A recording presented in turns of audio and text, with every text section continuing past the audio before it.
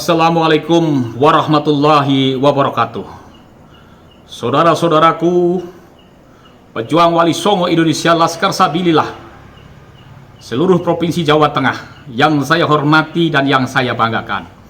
Pada malam hari ini saya menginstruksikan kepada seluruh jajaran pengurus pejuang Wali Songo Laskar Sabilillah seluruh Provinsi Jawa Tengah dan seluruh anggotanya agar tetap tenang dan tetap berada di daerahnya masing-masing.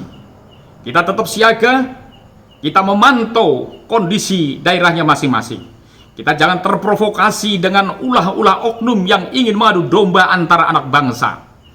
Dan bila mana di daerah saudara-saudara ada oknum-oknum yang ingin memprovokasi dan membuat keributan, tolong catat. Bila perlu direkam dan laporkan kepada aparat keamanan. Sekali lagi, kami mohon kepada seluruh pejuang Wali Songo Laskar Sabilillah untuk tetap tenang dan tetap berada di daerahnya masing-masing. Dan kita tetap waspada. Lakukan koordinasi selalu dengan komandan-komandan yang ada di daerah saudara. Terima kasih. Assalamualaikum warahmatullahi wabarakatuh.